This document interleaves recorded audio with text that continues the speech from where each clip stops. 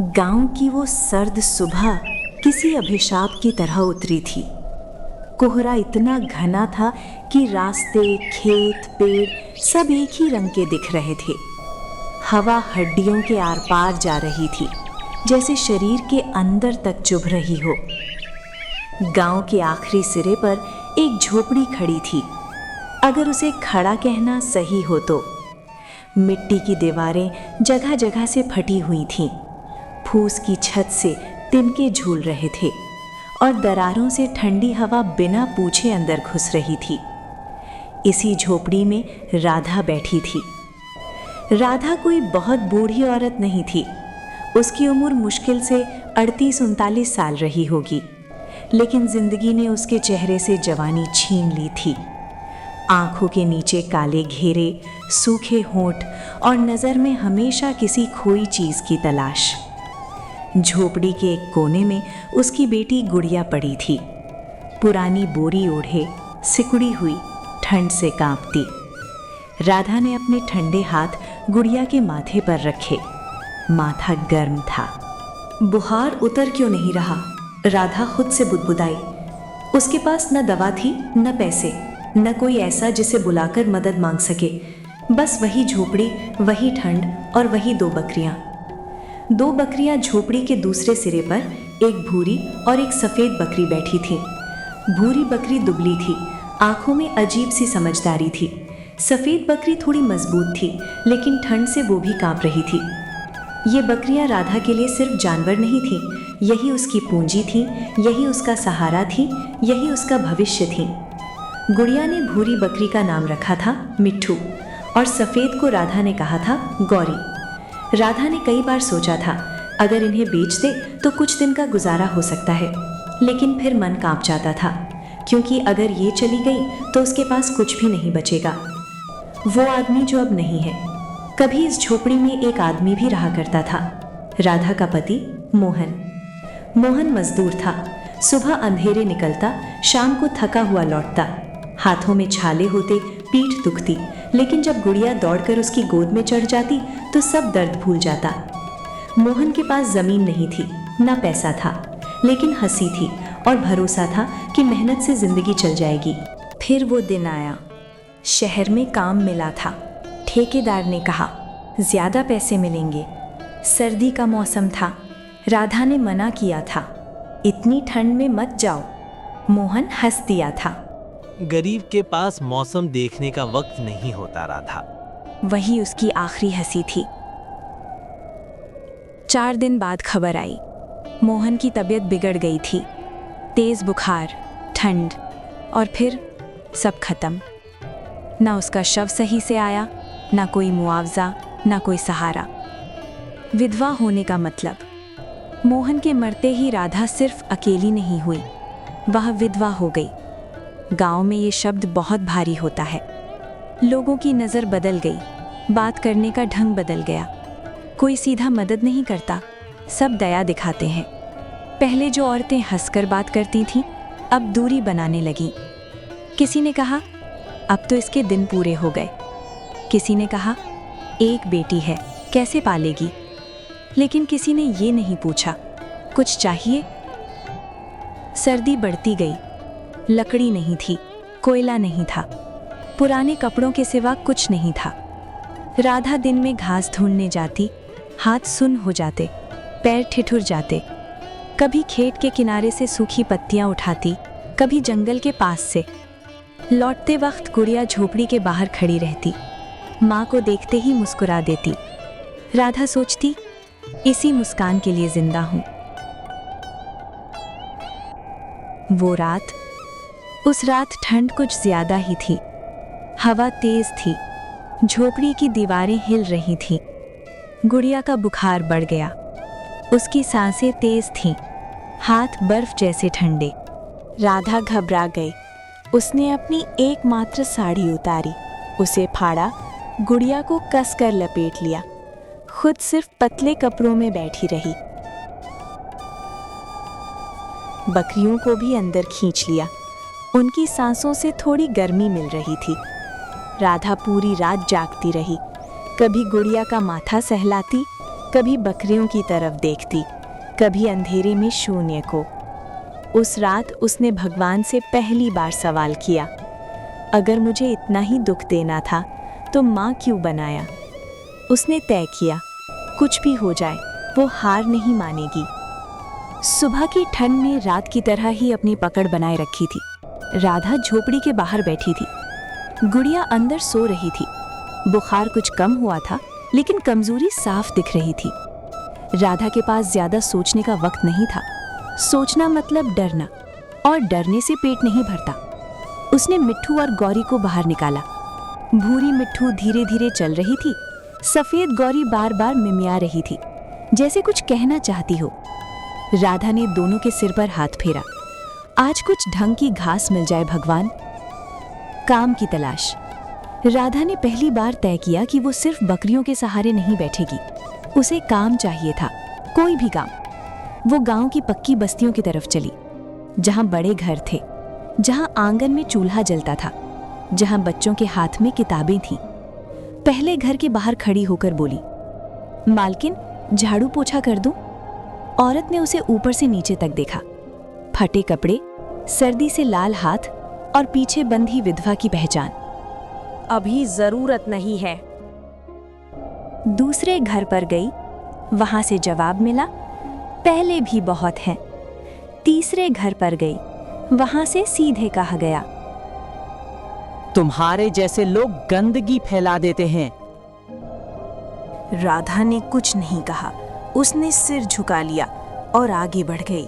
गांव की बातें।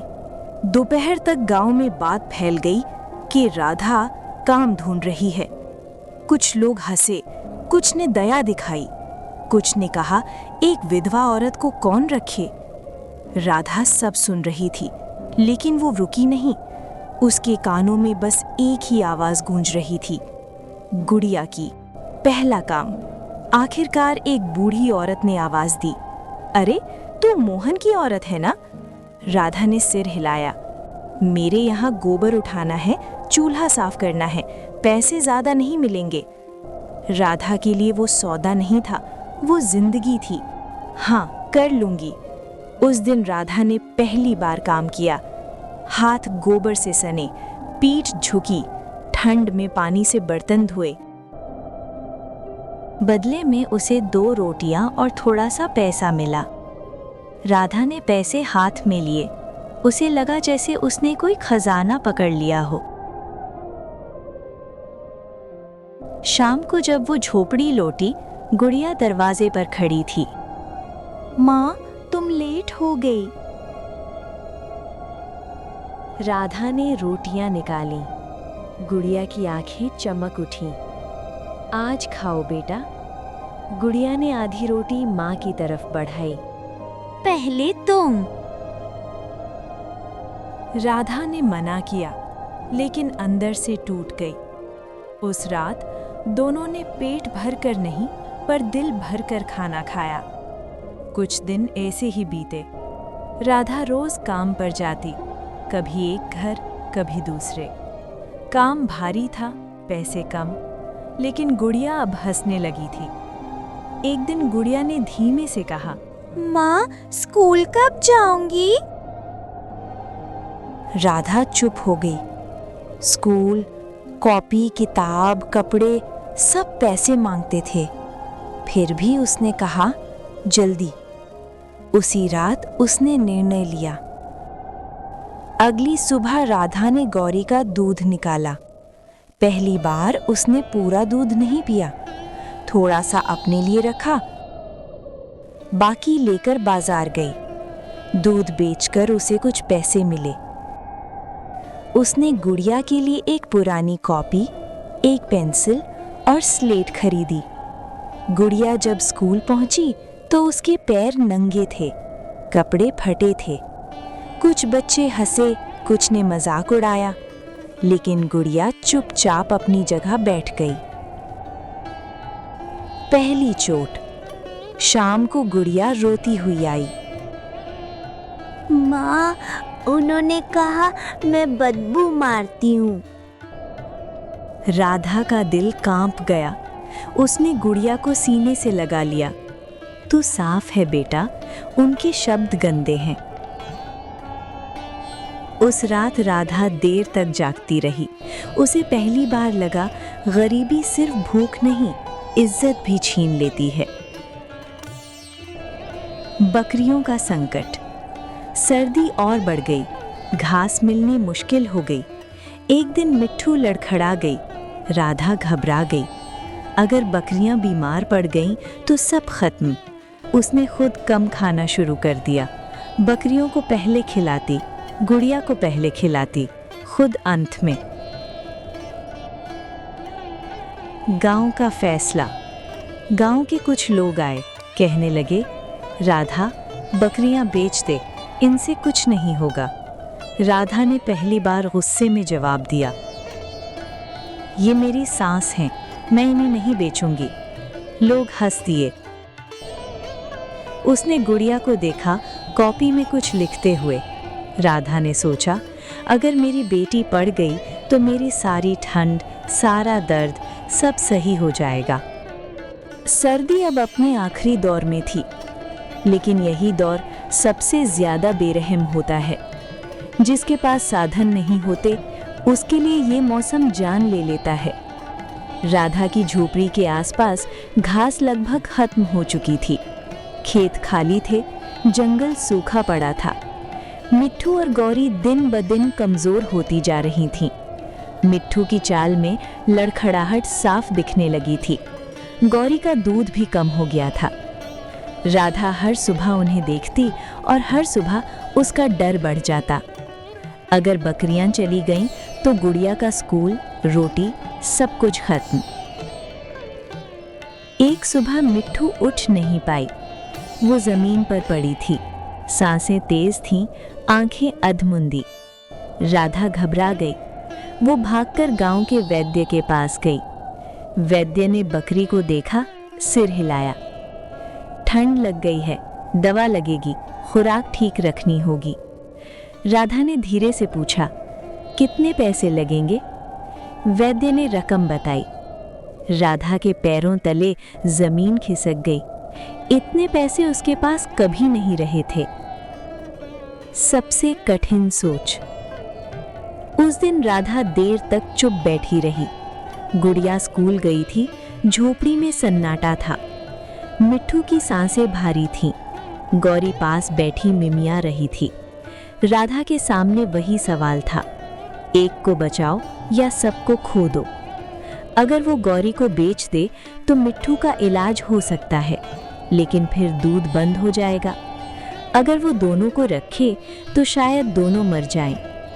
राधा ने पहली बार रोते हुए खुद से कहा, मोहन, अगर तुम होते। शाम होते होते राधा ने फैसला कर लिया।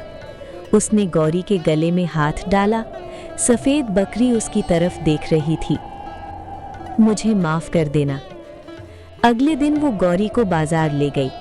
लोगों ने दाम लगाए, कम दाम, बहुत कम। राधा ने मूल भाव नहीं किया। उसके पास वक्त नहीं था। जब गौरी किसी और के हाथ चली गई, राधा ने मुंह फेर लिया। उस दिन उसने एक जानवर नहीं बेचा था, उसने अपना सहारा खोया था। पैसे लेकर वो वैद्य के पास दौड़ी। मिट्ठू को दवा दी गई, गर्म पानी, सूखी जगह। राधा पूरी रात जागती रही। मिट्ठू के सिर पर हाथ रखे बैठी रही। गुड़िया चुपचाप सब देख रही थी। उसने कुछ नहीं पूछा, बस माँ का हाथ पकड़कर बैठी रही। सुबह की सांस। सुबह मिट्ठू ने आँख खोली। कमजोर थी लेकिन जिंदा थी। राधा ने राहत की सांस ली। उसकी आंखों से आंसू बह निकले।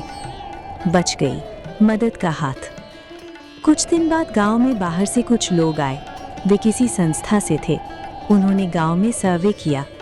किसी ने राधा का नाम लिया, उसकी कहानी बताई। वे झोपड़ी तक आए। राधा डर गई थी, लेकिन उन्होंने सवाल नहीं किए। उन्होंने सुना। गुड़िया की पढ़ाई देखी, मिट्ठू को देखा, राधा के हाथों की दरारें देखीं। उन्होंने कहा, हम मदद कर सकते हैं, बदलाव की शुरुआत। गुड़िया को पढ़ाई के लिए मदद मिली, कॉपी, किताब, कपड़े। राधा को सिलाई सिखाने का मौका मिला। एक छोटी मशीन। राधा ने पहली बार किसी से भीख नहीं मांगी थी। ये उसका हक था, समय का पहिया। महीने बीते, सर्दी गई। राधा सिलाई करने लगी। गांव की औरतें कपड़े सिलवाने आने लगी। मिट्ठू पूरी तरह ठीक हो गई। कुछ समय बाद उसके बच्चे हुए। राधा की झोपड़ी अब भी छोटी थी, लेकिन अब उसमें डर नहीं था। गुड़िया अब रोज स्कूल जाती थी। पैरों में चप्पल थी, हाथ में किताब। वो जब पढ़ती, राधा चुपचाप सुनती। उसे शब्द समझ में नहीं आते थे, लेकिन बेटी की आवाज उसे जिंदगी लगती थी। एक ठंडी सुबह फिर आई, लेकिन इस बार राधा नहीं डरी। उसने मिट्ठू को देखा, गुड़िया को देखा। वो जब पढ़ती, राधा चुपचाप सुनती और मन ही मन कहा, मैं हार नहीं गई। कहानी का सच। ये कहानी किसी एक औरत की नहीं है। ये हर उस माँ की है जो ठंड, भूख और अकेलेपन से लड़कर अपने बच्चे के लिए खड़ी रहती है।